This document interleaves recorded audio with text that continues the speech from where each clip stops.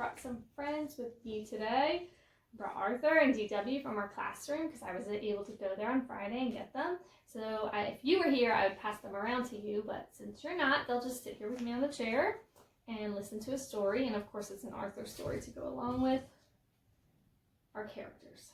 So there they are.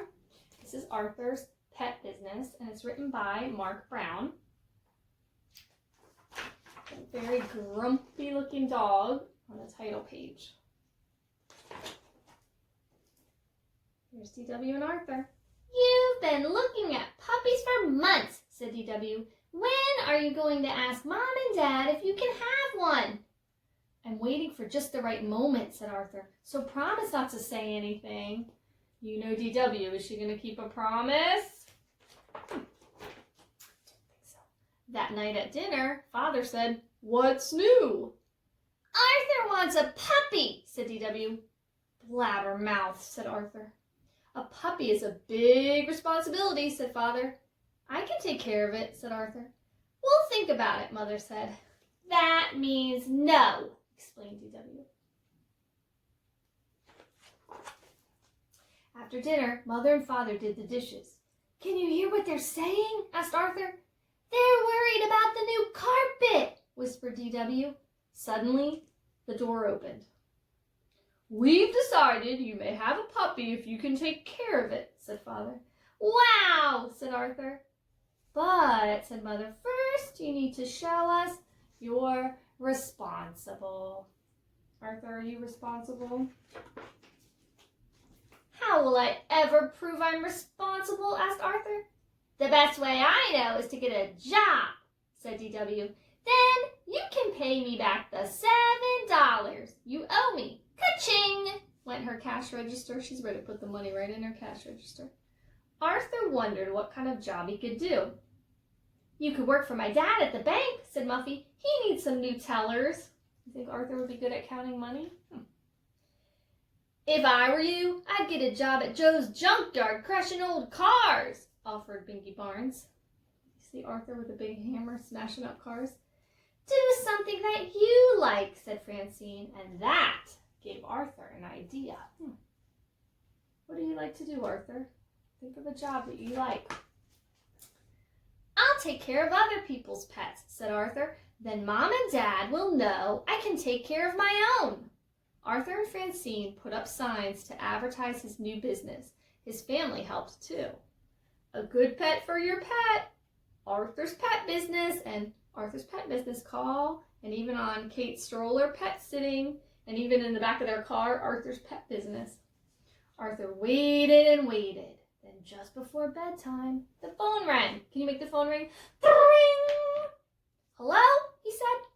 Arthur's Pet Business. How may I help you? Yes? No? When? Where? Great, said Arthur. Ooh, it sounds like he got his first customer. Hooray! I'm going to watch Mrs. Wood's dog while she's on vacation. And I'll earn $10. Oh no, said DW. Not nasty little Perky. Isn't that the dog that the mailman calls Jaws? Asked our father. That's Perky, said DW. Ooh, Jaws like a big shark. Ooh. Perky doesn't sound like a very nice dog. The next morning, Arthur ran all the way to Mrs. Wood's house. Right on time, said Mrs. Wood. Grrr, growled Perky. You guys have to be Perky. Say grrr. She hasn't been herself lately, said Mrs. Wood. I'm worried. I'll take good care of her, said Arthur. We'll be best friends. Grrr, growled Perky. Here's her schedule and a list of things she doesn't like, said Mrs. Wood. I'll see you next Sunday. If you notice, look at that list of things Perky doesn't like. Perky has her own blanket and brush and suitcases with her name and a bowl, too. I think Perky's a pretty spoiled puppy. Arthur did his best to make Perky feel at home.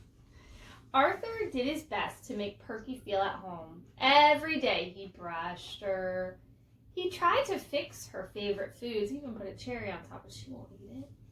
They took lots of long walks, day and night. Perky made sure they had the whole sidewalk to themselves. If you look at Perky, she's chasing people off the sidewalks. not the most friendly dog. You look exhausted, said Mother. Maybe taking care of a dog is too much work. Any dog I get will be easier than Perky, said Arthur. Yeah, Perky is a hard dog to watch. Word of Arthur's pet business got around. On Monday, the Macmillans asked Arthur to watch their canary, Sunny. See Sunny? I don't think that Perky likes Sunny too much. On Tuesday, Prunella gave Arthur her ant farm. Watch out, baby Kate! On Wednesday, the Brain asked Arthur to take care of his frogs while he went on vacation. And do you know where Arthur put them? In the bathtub, which made DW scream!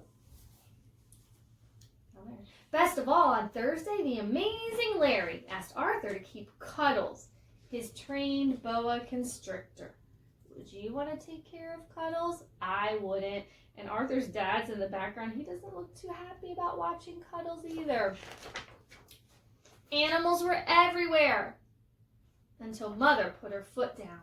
I want all these animals in the basement now, she ordered. Let's look at some of the animals that are hiding out in our living room. There's frogs. 1, 2, 3, 4 frogs hopping around. The canary, Sunny, is flying over Mrs. Reed's head. And look at the boa constrictor wrapped around her leg. No wonder she wants them all in the basement. That's kind of a lot of craziness. By bedtime, all the pets were downstairs. All except Perky. Perky slept in Arthur's room. Not only in Arthur's room, on Arthur's bed. She's so spoiled. On Saturday, Buster asked Arthur to go to the movies.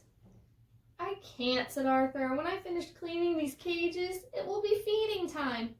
And anyway, it's Perky's last night with me, and she seems sick. I don't want to leave her. That's very responsible of Arthur. Even though he could go to the movies, he's staying home to do his jobs. Well, I bet you're happy today, said DW the next morning. You get rid of Perky and collect $10. I can't believe it, said Arthur, but I'm going to miss Perky. Arthur, Mrs. Wood just called to say she's on her way over, said Mother. Now wait here, Perky, ordered Arthur. I'll go and get your leash. He's got all of her stuff ready to go home.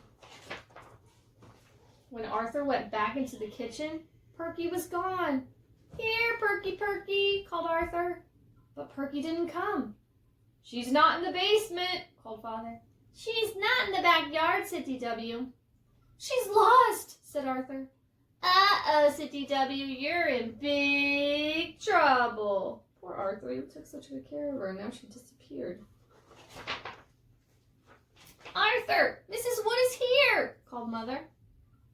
Hi, Mrs. Wood, said DW. Guess what? Arthur lost Perky. My poor little darling is lost? Asked Mrs. Wood. Don't worry, said Father. Arthur's looking for her right now. Suddenly they heard a bark. Can you make the bark? Woof! Everybody come quick, called Arthur.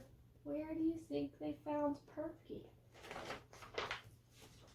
Look, under the bed, and Perky has someone with her. Look, said Arthur, Perky's had puppies. No wonder she's been acting so strange, said Mrs. Wood. You've done a wonderful job taking care of Perky when she needed a friend the most. How can I ever thank you? A reward might be nice, suggested DW. Shush, said Mother. Here's the money I owe you, said Mrs. Wood. And how would you like to keep one of Perky's puppies as a special thank you?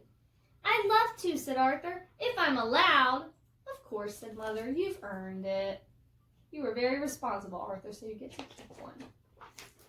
Wow, said Arthur, $10 and my very own puppy. I can't believe it.